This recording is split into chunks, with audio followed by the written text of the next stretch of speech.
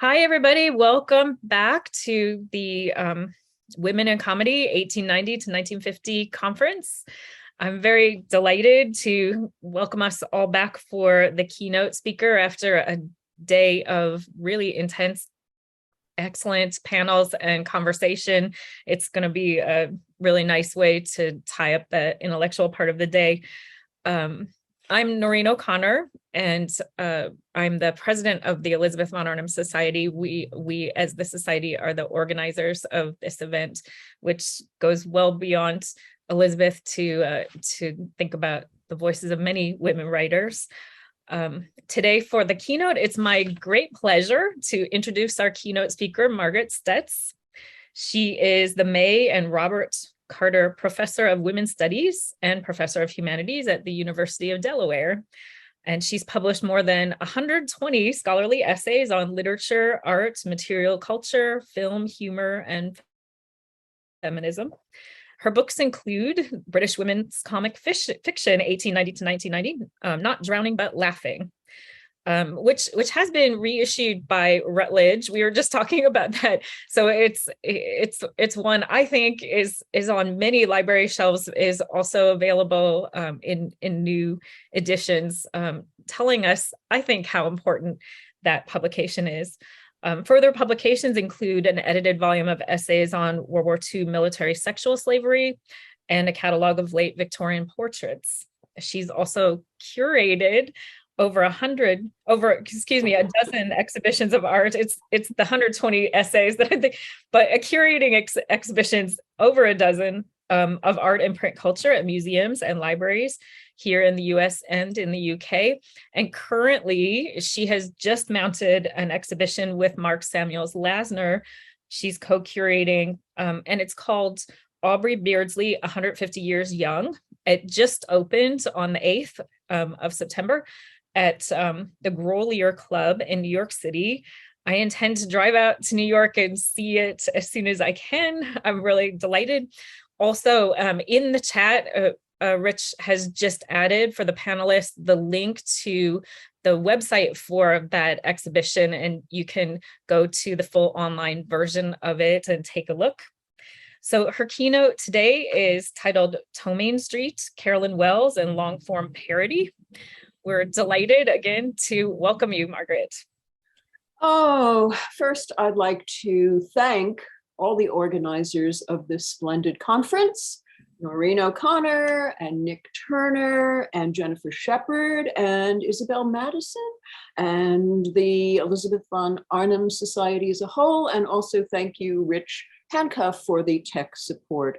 Oh gosh, bad joke, but I'm going to make it anyway. Watch out. Here's my tribute to the late Queen, because I can't let this day pass without doing this.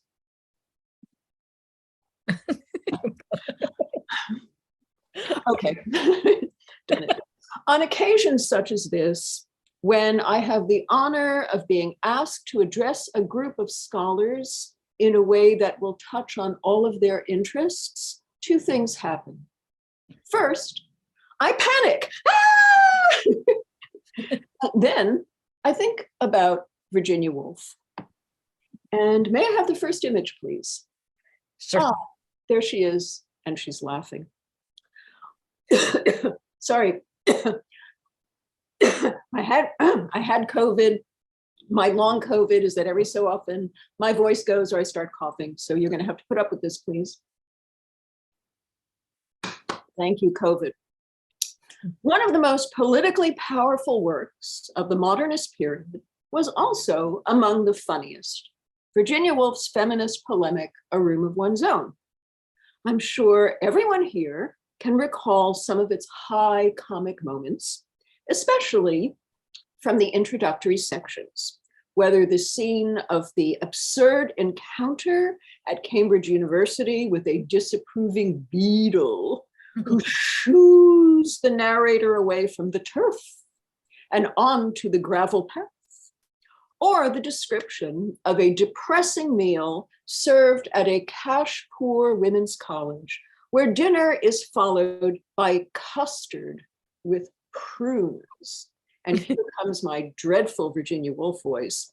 An uncharitable vegetable, for fruit they are not. Stringy as a miser's heart, and exuding a fluid such as might run in miser's veins. If, and may I have the next image, please? Bye-bye, Virginia. If you don't already know the adaptation of that work, filmed in 1991 as a performance starring Eileen Atkins, please look for it on YouTube.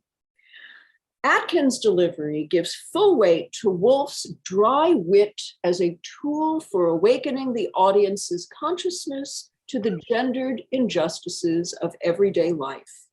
And unlike my delivery, hers is a hoot, as was the original 1929 publication based on Woolf's 1928 lectures. Woolf began those lectures by making clear, albeit gently, the rather ridiculous scope of the expectations of her undergraduate audience. They had asked her, quote, to speak about women and fiction. No easy task there, as she enumerated just a few of the many potential meanings of that phrase. It was obvious why the narrator said it would be, quote, impossible to reach a conclusion and hand her listeners a neatly wrapped, quote, nugget of pure truth. Women and fiction. What a daunting and enormous subject. They might as well have asked her to, well, to give a keynote on women writers and comedy. When it comes to lecturing, I definitely have no illusions about being in any way like Virginia Woolf, but faced with such a broad, so to speak, topic as mine, I feel no more certain of how to proceed than Woolf's narrator claimed to be. Even limiting the parameters in the English-speaking world to the years 1890 to 1950 scarcely begins to help. What approach is best? I could try, of course, the comparative method and bring into conversation with each other some of the many theories that have been floated through the years regarding how and why women writers employ comedy.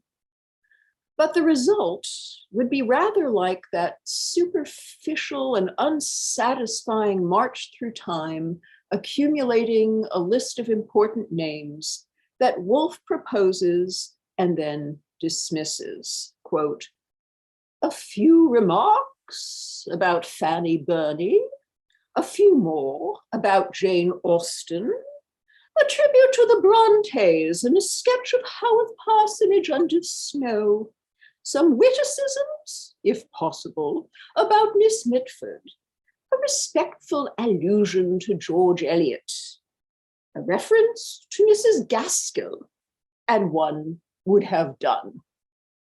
Yes, one would have done, but done what? In my case, very little, I fear. Or I could use the chronological focus of this conference and raise a subject that Anka Parvalescu addresses in her 2010 study, Laughter, Notes on a Passion. The fact that, from the start, the 20th century was what she called a laughing era, in which one of the century's passions was, quote, the passion of laughter. This would allow me to attempt some sort of gendered historical analysis, connecting at least a few women writers' passionate laughter to the larger historical circumstances and movements in the Western world that either allowed for or inspired it. But that too seems inadequate. For how could I sum up everything that happened in the years between roughly 1900 and 1950, and that had an impact on the creation of comedy? What would wind up being left out? Perhaps a safer approach at a literary conference would be to think in generic terms.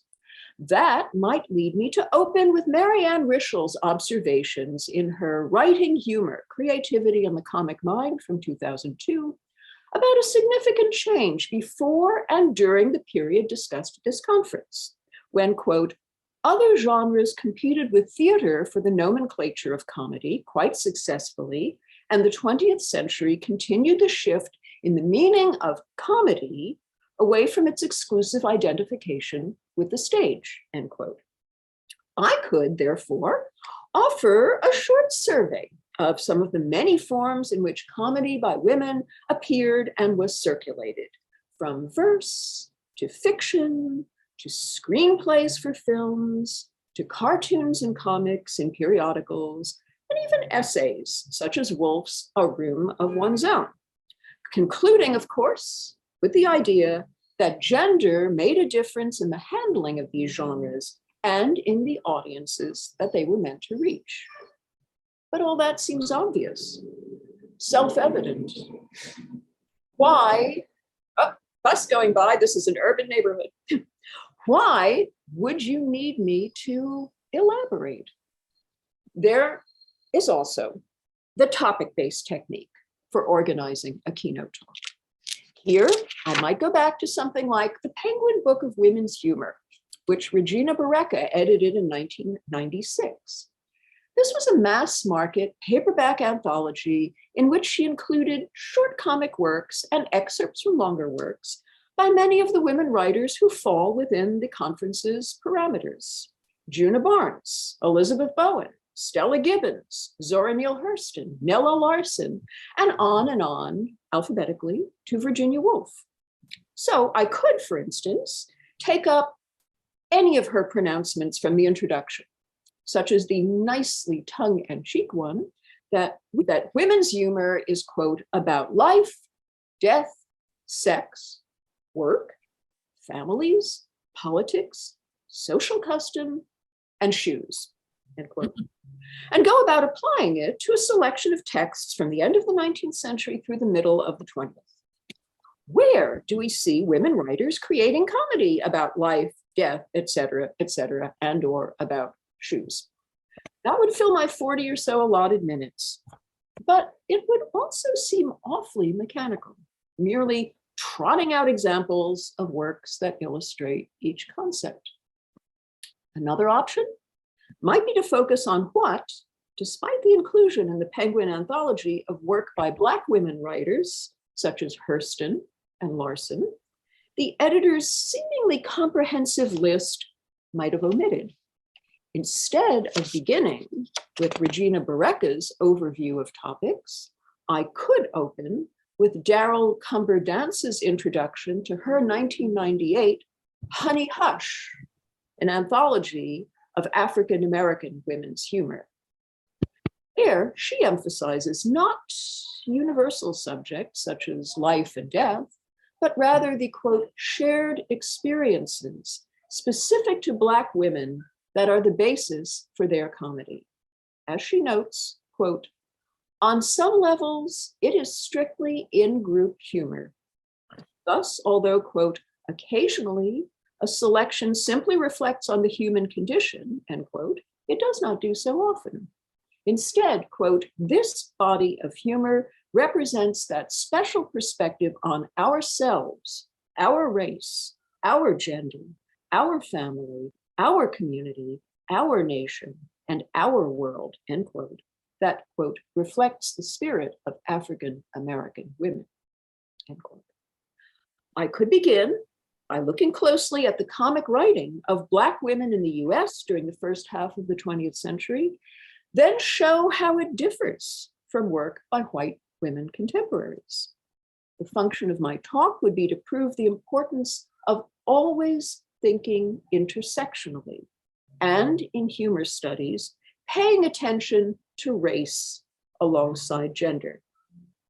But do I really need to prove that? Don't you, as my scholarly audience, already believe in and do intersectional analyses? So I'm back to where I started, where, like Virginia Woolf's narrator in A Room of One's Own, I'm stranded, doing what she described, still, quote, sitting on the banks of a river, end quote. She resolved her dilemma by seeming to go small, though in fact, by making a statement with incredibly profound significance when she announced that she had resolved to, quote, offer you an opinion upon one minor point. A woman must have money and a room of her own if she is to write fiction. My point, in contrast to that bombshell, is truly minor. Truly, a microcosm that may never open out toward any kind of macrocosm. But here it is. Scholars of women's comic writing of the modernist period need to study the work of Carolyn Wells. May I have the next image, please? Thank you. Why? I will raise briefly one reason first, that she pioneered the act of collecting and commenting upon comedy, including comedy by women, at the turn of the 20th century, and paved the way for conferences such as this. And then I will speak in more detail about the other reason, that she boldly worked in a comic genre in which almost no women before her had published. Long-form parody, by which I mean creating a burlesque version or travesty of a single text rather than a composite one with multiple targets. Some of you may know this American writer's name and may even be familiar with a few of her numerous publications, around 170 books during her lifetime, which stretched from 1862 to 1942. In the second half of that lifetime, she was famous for a number of achievements as the author of children's books and young adult fiction about girls, as the creator of a lengthy and successful series of detective novels, and even as a book collector and then bibliographer who amassed an outstanding Walt Whitman collection now in the Library of Congress in Washington, D.C. But she made her reputation first as a writer of comic poetry and as an anthologist of humorous writing, especially of verse, turning out collections with the rapidity and in the astonishing quantities that she produced all of her work. May I have the next image, please? Thank you. In a 6-year period, there were 5 such books: a parody anthology, 1904, a satire anthology, 1905, a whimsy anthology, 1906, a Vers de Société anthology, 1907, and a nonsense anthology, 1910. All were in a uniform format issued by Scribner's, a publishing firm based in New York City, where Carolyn Wells lived from middle age onwards, after spending her first few decades nearby, serving as the town librarian in her birthplace of Rahway, New Jersey. After this initial outpouring of anthologies, she followed up with a different nonsense verse collection in 1918 titled "Such Nonsense!" for another publisher, George H. Duran. And in 1920, she edited the Book of Humorous Verse, also for George H. Duran. She later expanded it as the Book of Humorous Verse, Revised and Amplified Edition for Garden City Publishing in 1936. Most of these collections included at least a few comic poems of her own, some of which had appeared previously in periodicals or in her own volumes of comic verse. What is especially worth noting, however, is that many of these anthologies also contained her prefaces or introductions on the subject of humor, always related to the particular genre on which the collection was focused. I will point out the obvious. She was, in effect, making pronouncements on the mechanics and characteristics of comedy at the turn of the 20th century, a time when hardly anyone could have named women theorists of any literary form, let alone of humor, which was so often associated with male practitioners.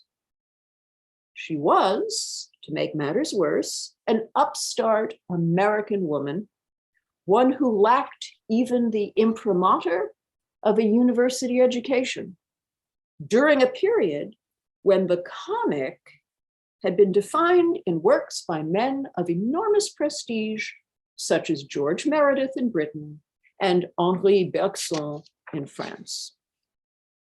It was not that Carolyn Wells's ideas about these genres were so original. It was that she had the temerity to offer them to the public at all, and to claim her authority to speak about the unique features and parameters of nonsense or of whimsy or a vers de société, based on her own experience as a comic writer who worked in these forms. The contents of her introductions were, moreover, sometimes surprisingly analytical. When, for instance, in her A Nonsense anthology of 1910, she distinguished between two different varieties of nonsense writing, she did so by employing a concrete example drawn from the work of Lewis Carroll, quote, "But of far greater interest and merit than nonsense of words is nonsense of ideas. Here again, we distinguish between nonsense and no sense. Ideas conveying no sense are often intensely funny, and this type is seen in some of the best of our nonsense literature. A perfect specimen is the bit of evidence read by the White Rabbit at the trial of the Knave of Hearts. One charm of these verses is the serious air of legal directness which pervades their ambiguity, and another is the precision with which the metrical accent coincides exactly with the natural emphasis. They are marked, too, by the liquid euphony that always distinguishes Lewis Carroll's poetry," end quote. While the majority of the humorous works she collected in her anthologies were by white men, mainly British and American, every volume also contained comic poems by white women. Some of these were her own, but she also made concerted efforts to find and reproduce comedy by other women, whether her predecessors or her contemporaries. Thus, her 1906 A Whimsy anthology, for example, reprinted work not only by Wells herself, but by Catherine Fanshawe, Phoebe Cary, Christina Rossetti, and Mary Mapes Dodge. Her 1920 compendium, The Book of Humorous Verse, which ran to 1,001 pages, contained a final section labeled Contemporary Verse that included 5 poems by Dorothy Parker and 1 by Edna St. Vincent Millay, alongside work by women authors now forgotten, such as Vida Sauvage Owens and Margaret Fishback. I say now forgotten, but that doesn't necessarily mean now forgettable. In the case of Margaret Fishback, whose dates were 1900 to 1985, she was someone who produced several volumes of comic verse, had poetry published in major periodicals such as The New Yorker and the Saturday Evening Post, and in 2018, inspired a novel titled Lillian Boxfish Takes a Walk by Kathleen Rooney. So, a forgotten name to remember. Those of us interested in recovering comic writing by women from the first half of the 20th century could, in other words, do worse than to follow Carolyn Wells's lead and judgment as an anthologist. Next image, please. Thank you. When it came to her multiple roles as an editor, as a critic of comic writing, and also as a practitioner of comedy, Wells's most impressive achievement was certainly her 782-page long volume in 1923 for the publisher G.P. Putnam's, titled An Outline of Humor. This was an anthology of humorous verse and prose extracts from the Greeks to the moderns, including works in translation from French, Spanish, and German. It also interwove short commentaries by Wells herself in each section, such as one on ancient humor.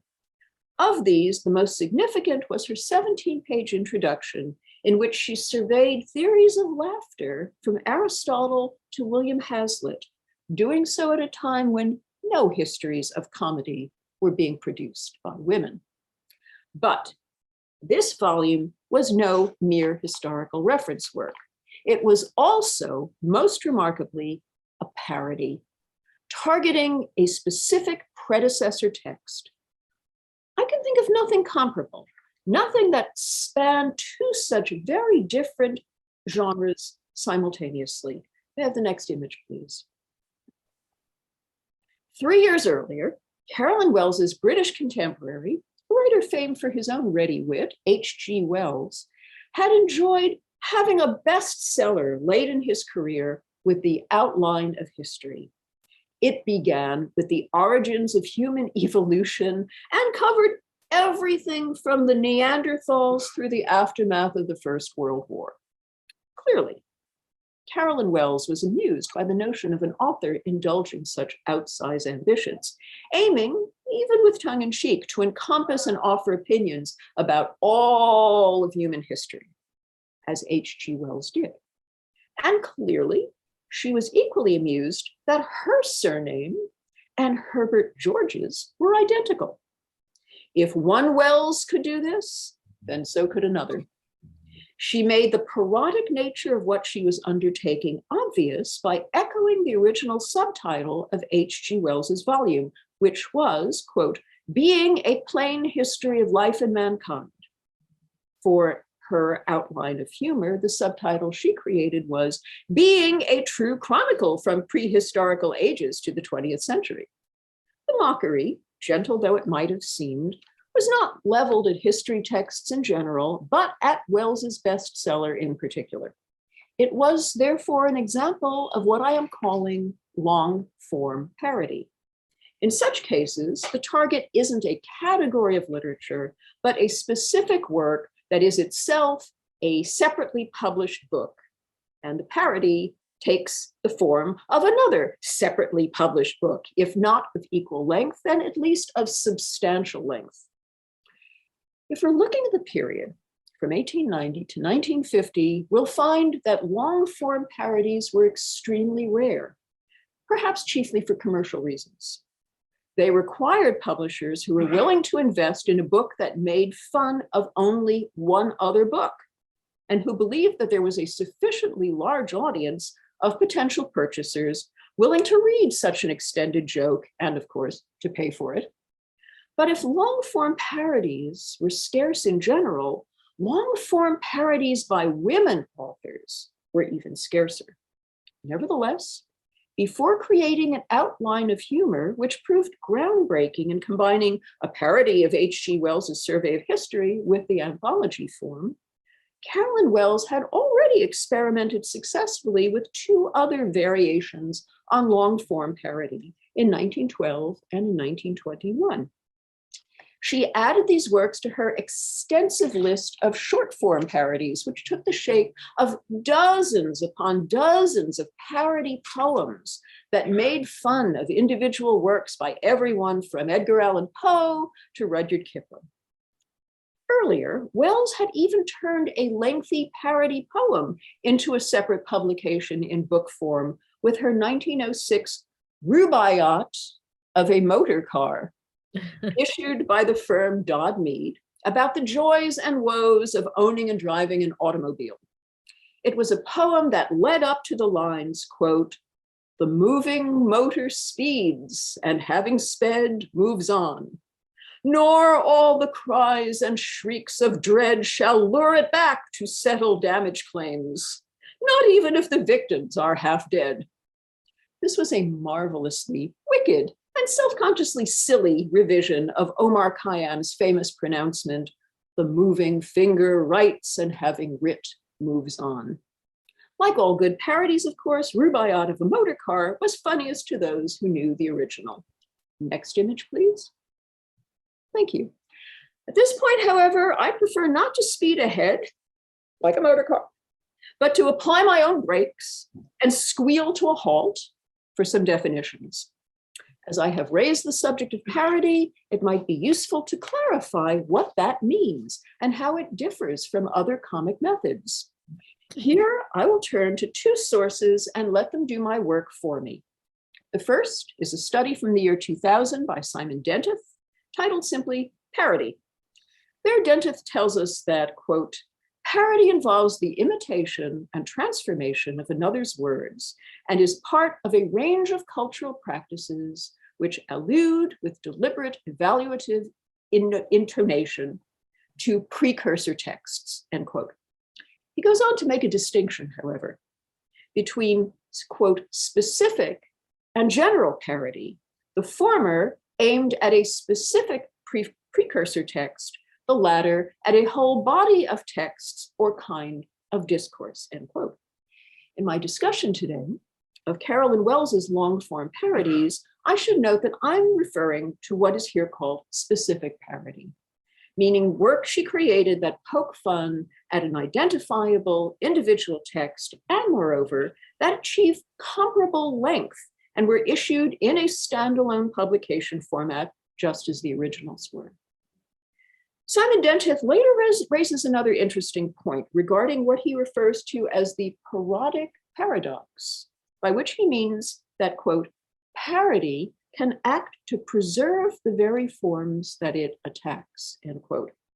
This is something that Matthew Bevis takes up more fully in his 2013 study, Comedy, a very short introduction. Echoing, no doubt consciously, Oscar Wilde's pronouncement about imitation as the sincerest form of flattery. And here you see my Oscar Wilde doll, which is a parody in plush. Bevis writes, quote, "Parody makes a mockery of things through derision, ridicule, and also mimicry, imitation. Yet imitation might also be a form of flattery, or at least a backhanded compliment. Parody can imply that the object is worth parodying. The mode is, after all, a parasite, a preserver, not just a destroyer. It needs and sustains its host," end quote. In terms of her long-form parodies, I suspect there were instances where Carolyn Wells was happy to see the host text sustained, and others where she might have preferred to be a destroyer, or at least a squelcher, where it looked as though she was trying very hard to fill a negative role. Next image, please. Thank you. Into that first category of more genial and benign long-form parodies, I place her 1912 volume, The Lover's Baedeker and Guide to Arcady, which was issued by the Frederick A. Stokes Company of New York. Like An Outline of Humor a decade later, this was a brilliant and innovative mashup of unexpected materials. In this case, the object of the specific parody was the format of the familiar travel guide pioneered by the German firm of Baedeker that began appearing in English language versions in the mid-19th century. Carolyn Wells's conceit was to retain all of the recognizable features of actual Baedekers, as they were known, but to write a guide for the imaginary land of love with its bliss and with its disappointments and heartache, turned into physical locations for the traveler to visit. May I have the next image, please? Thank you. Anyone opening the volume would have seen a visual parody of a map supplied by the illustrator George Hood of Arcady based on Wells's text. This included regions such as the poetic muse, which is down at the corner, that's M-E-W-S, muse, and the horticultural, H-E-A-R-T, horticultural gardens. Next image, please. The title page, moreover, depicted a pair of cherubs, presumably the native population, cuddling amorously, as drawn by A.D. Blashfield. Carolyn Wells then laid out the table of contents in exact imitation of a Baedeker, with listings for Arcady's topography, climate, history, institutions and public buildings, etc. The volume was filled with jokes, often quite wry ones. For instance, under Custom House, quote, "Hearts, especially if inflammable, are dutiable articles and should be declared as such. Worn on the sleeve, they are easily examined by the inspector. Stolen hearts may be confiscated by the customs inspectors and returned to their original owners. Stony hearts are exempt. Passions should always be declared," end quote. Wells kept up this wordplay for 115 pages, but also interpolated frequently an assortment of her own short comic poetry, all of it connected in some fashion to themes of love and fantasy. Although cupids abounded, the tone was not always sentimental, nor were the endings necessarily happy ones. The result of these interpolations was the merging of long-form parody with a book of humorous verse, paving the way, I think, for the more ambitious an outline of humor in the following decade. There was certainly no sign in this 1912 volume that Carolyn Wells disapproved of travel guides or wished to do away with the firm of Baedeker. Overall, the effect was, shall I say it, light-hearted. Next image, please. A quite different attitude and motivation seemed to inspire Wells's later long-form parody, Ptomaine Street of 1921. This comic novel, too, contained several interpolations, though they were brief. They were used, however, for deadly assaults. They were not imitations of contemporary literature, but actual examples of it, quoted and commented upon in a context and manner that made them laughable. Thus, in Ptomaine Street, one of Wells's perfectly ridiculous fictional characters reads aloud and swooningly interprets Fulfillment, a poem by Louis Untermeyer that had appeared in the Century Illustrated Monthly in 1919. Soon afterwards, the same character quotes and begins gushing about a paragraph of over-the-top prose by Gertrude Stein from her Portrait of Mabel Dodge at the Villa Coronia, to which a bored and more down-to-earth listener responds by dropping a little fuzzy caterpillar into the speaker's shirt collar. Carolyn Wells was a voracious reader, as well as an inventive and creative figure with a wide array of interests.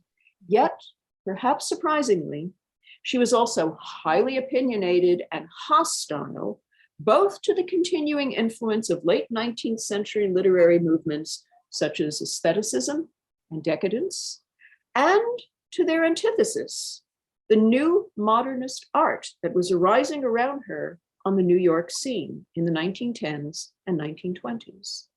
This double-edged antagonism seemed to crystallize in reaction to the immense popularity of Sinclair Lewis's 1920 novel, Main Street. As a consequence, she produced Ptomaine Street in 1921, a long-form parody that kept Lewis's work firmly in its sights throughout. Next image, please. Given the rapturous critical reception and overwhelming success in terms of sales that had greeted Lewis's Main Street, which in 1921, the same year that Wells's parody was issued, was nominated for the Pulitzer Prize, we might wonder why J.B. Lippincott even agreed to publish Ptomaine Street. The answer probably lies opposite the Parody's title page in that list of 12 Fleming Stone detective novels by Wells that it had already put into print. Although Wells had a huge fan base of readers, her work did not in general receive much attention from reviewers and critics. It was considered too popular and middlebrow, and it was turned out in such quantities and with such astonishing speed that Wells herself was dismissed as one of those too prolific women writers who could not be taken seriously. But she was a serious moneymaker for her various publishers.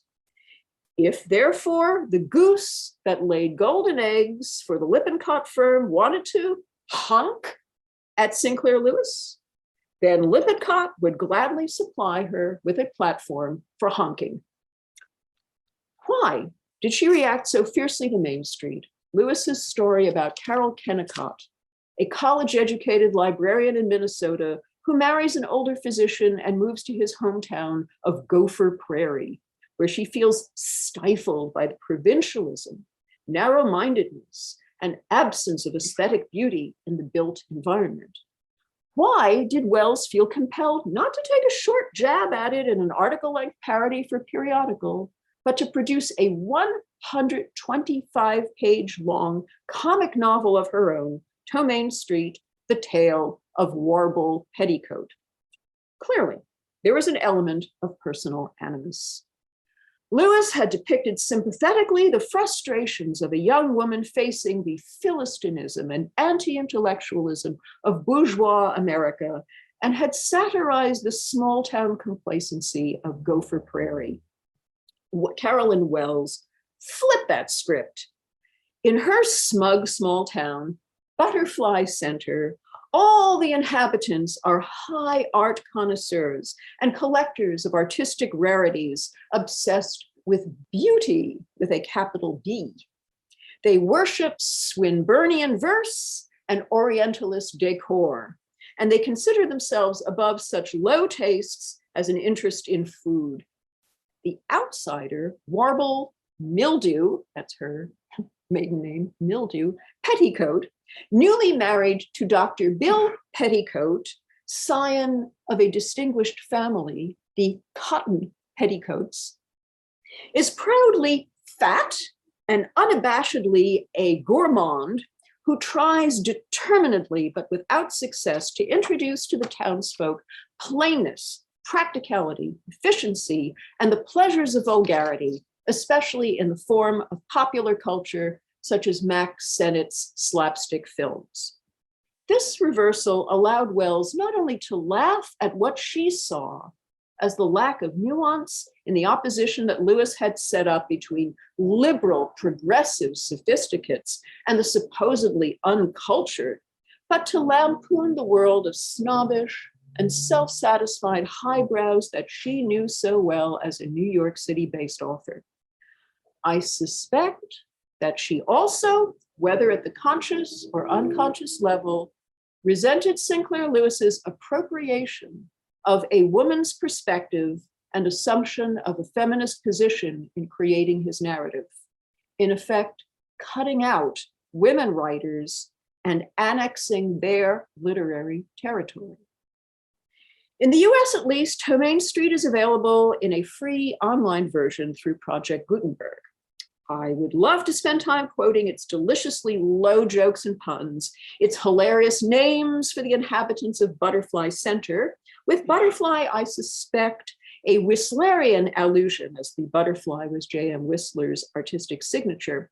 Names such as the philanthropist Mrs. Charity Givens and the heiress Lotta Munn, M-U-N-N. And the passing blows leveled at the poets whom the townspeople quote, such as Carl Sandpiper. But I will merely encourage you to read it for yourself and laugh. Next image, please. Thank you. Carolyn Wells knew what she was doing. Taking on a respected contemporary work and subjecting it to ridicule at such enormous length in a long-form parody was courting controversy. She made this clear in the foreword to Ptomaine Street, which was not a prose explanation of her aims, but was instead a statement in the form of comic verse about how she wished her work to be received. It opened with what appeared to be an expression of modesty, referring to her novel as, quote, a foolish book. As it continued, however, this turned into an expression of pride in her accomplishments and in her choices of the honorable role of fool in the Shakespearean sense, even as she affirmed, quote, I find the foolish life's less trouble than higher, strenuous, or double. By the end, there was no false diffidence in her assertion that, quote, yet I consider this production a gem of verbalesque construction, with the coinage verbalesque nicely incorporating the sound of the word burlesque to describe the literary mockery that follows. To create long-form parody required extraordinary confidence and a belief in one's own talents as a comic writer. To imagine that one could be funny enough for the length of well over 100 pages in order to hold the reader's interest, as well as able to find engaging, varied, and uncliched ways to target a single specific text. Everything in the middle-class domestic culture of the second half of the 19th century in which Carolyn Wells was raised mitigated against such self-confidence in women. Virginia Woolf would write humorously about how she had wrestled with the spirit of the angel in the house and had to murder it in order to become a writer. Carolyn Wells was raised with many of the same gendered restrictions as Woolf, yet somehow, miraculously, Wells escaped much of the agonizing self-doubt that plagued Woolf, while developing and retaining a lifelong faith in comedy as both an outlook and a literary tool. Last image, please. In 1937, 5 years before her death at the age of 80, Carolyn Wells published a memoir titled The Rest of My Life, issued by Lippincott. These were the volume's concluding lines, quote, when I think of life as a subject to think of, I begin to laugh. A bystanding friend said, stop your laughing. But I said, I don't see anything to stop laughing at. With its witty inversion of the expected response and its insistence upon the rightness of her own perspective, this was pure Carolyn Wells. It's brilliant, and I can't imagine a better sentiment to bring to a conference such as this. So I will end there with her words to guide us and encourage us to keep laughing. Thank you. Thank you. Thank you very much. Yay. I see that Jen Shepherd has her hand up. Would you like to say something? Jeepers, I can't do anything now. I was trying to clap and then hit the wrong button, which is kind of funny in and of itself. But I also have tons of questions, but I'll let other people ask just in case. So I'll lower my hand for now. So if you look into the chat, one thing I've put there is that you can add your questions to the Q&A, which is part of the webinar. So if you want to write them there, but you can also just write them into the chat. I'm just trying to keep managing. So if, excuse me, there's some motorcycles going by. So if you do put them in the Q&A, that would probably be helpful to me. I'll read them out and we can take them that way. I see a few people saying thank you into the chat, which is wonderful. Also in the chat is that link to the Grolier Club Aubrey Beardsley exhibition. We said that it was up, but we hadn't actually put it up to everyone when we said we did, but now we did. So. And I dressed Beardsley just for the occasion. Oh, fantastic. Wonderful. I was wondering if there was a story behind that. There is, yeah. So under, let me see, under the Q&A right now, I don't see any open questions.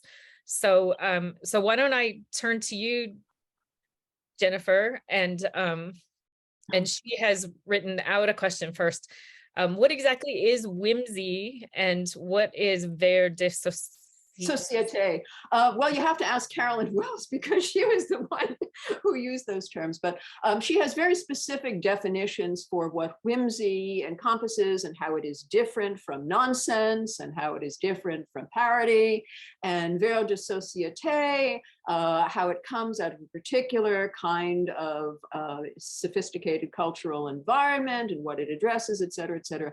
But they're not my definitions, so I couldn't dream of starting to give definitions. I mean, I couldn't even dream of giving a definition of parody, which is why I let somebody else speak for me there.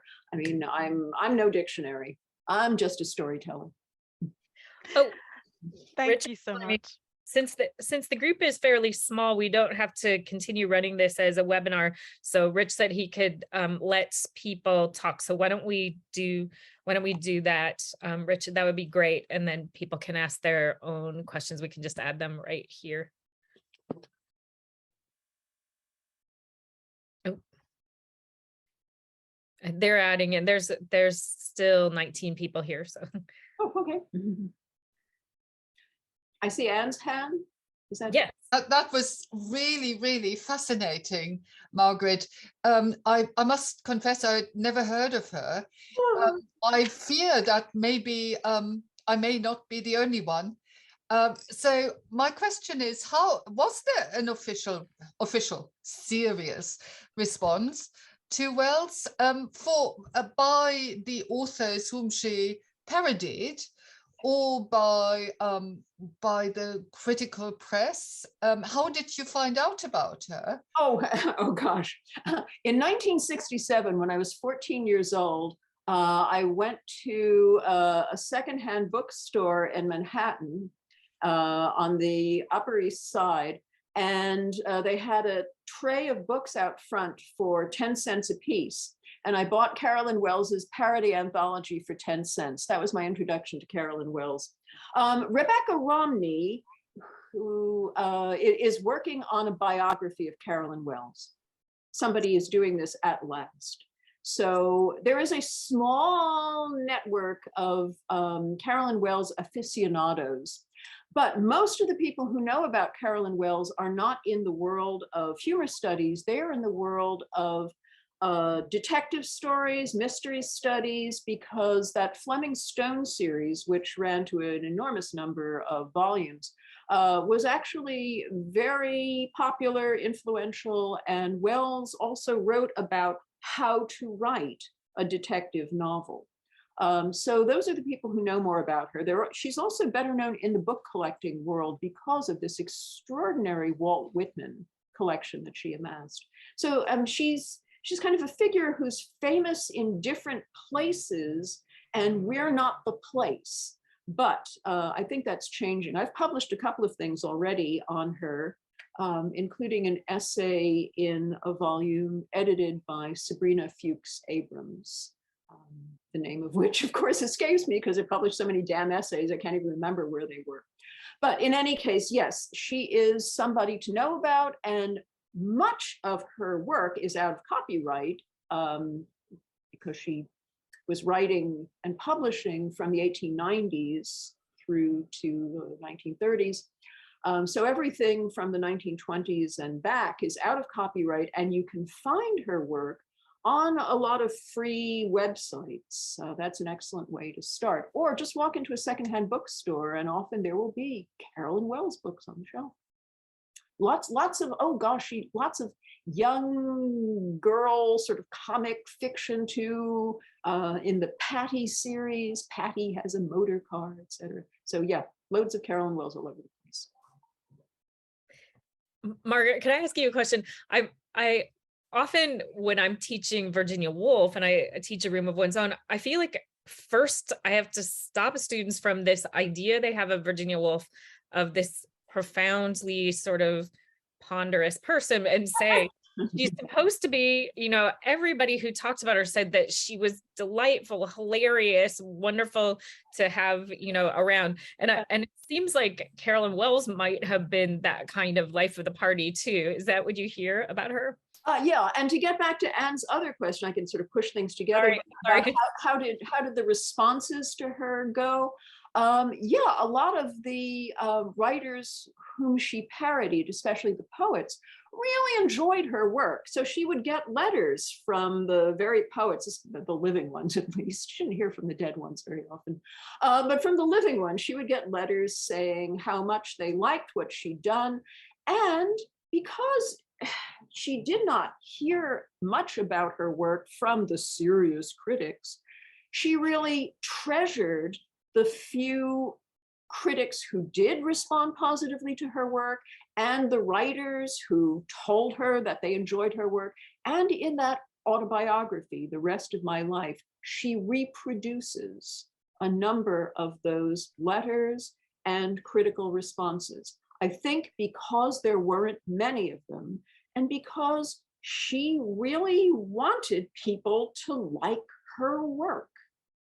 I mean, that comes through in that little poem that serves as a foreword to Ptomaine Street, when she says if she can make 9/10 of the people happy and laugh, then she's content. She really did want at least 9/10 of people to appreciate her work. She wanted an audience. She wanted an audience that liked what she did and laughed. Thank you. Okay, I have a question from Richard Capuccio. He said, did she write parodies of Whitman, or was that a more serious? Oh yeah, she wrote parodies of Whitman. She wrote parodies of just about everybody you could think of. The two things were not incompatible for her. And in fact, she claimed that she didn't even particularly like Whitman's work, but that she was with a friend of hers, a woman friend, in a bookstore, and the friend was saying, you know, it's really hard to collect Whitman. And Carolyn Wells, whenever she was faced with any kind of challenge, always had the same response: okay, watch me. And she then went out and became the Whitman collector. It wasn't, she said, because she thought he was the greatest of poets, but because she had been challenged. Great. Okay, another question for who would have bought? Yeah, Jennifer Shepard. Do we have yeah, you see it? Who bought her anthology? What purposes? Personal reading? Do we have a sense that they would have bought a book like The Lover's Baedeker, etc.? Well, let's remember what entertainment in the middle class home was at the turn of the 20th century. Yeah, there was a gramophone, maybe, if you had the money for a gramophone. But what else? There was a piano, if there was somebody who played the piano. And apart from that, there was reading aloud. And that was how people entertained themselves and one another. They did that at parties, they did that in the evening. So here were anthologies that gave you lots and lots of funny work to read aloud in the parlor or sitting room, if you're British, but these were mainly published in America, so we're thinking of parlors. And I think the people who bought her work were people who, yes, wanted to entertain themselves by reading these collections, but also wanted to do sort of amateur reciting and performance. These are, in many cases, very performative works.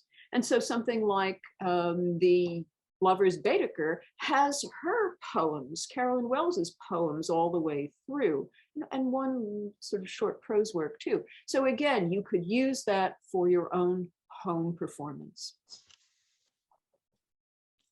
Thank you. I do not see any more questions. Here's one. Okay, based on the paper you wrote in Sabrina's collection of essays, would you call Wells specifically a feminist parodist? Well, it depends what you mean by feminist. She was not a suffragist. She was not a supporter of a lot of feminist militant causes, but she was certainly a feminist in terms of making fun of men and male authority, including male literary authority. So masculine voice, masculine forms, she imitated it, she transformed it. That's what parody does. She mocked it. And in that sense, yes, I would call her a feminist parodist. Thank you.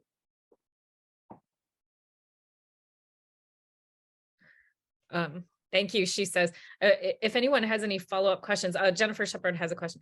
Do we know who Roberta Wolf Bueller was? And a friend of hers, and I'm going to wait for the biography to hear more about that. She tended to dedicate all of her works to close friends, men and women. Her closest male friend was the comic writer and illustrator, artist, Oliver Herford. And Oliver Herford is a fascinating figure too. They collaborated on a number of volumes. He illustrated her work. So you get dedications to Oliver Herford in a number of these as well. And he was British born, but made his career in New York.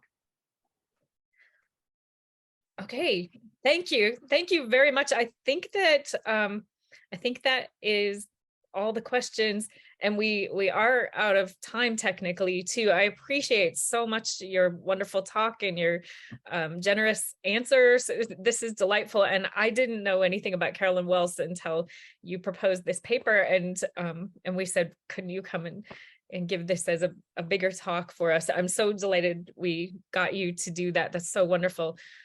Thank you again so much. I need to start getting her work. Thank you for inviting me, really. Thank you very much.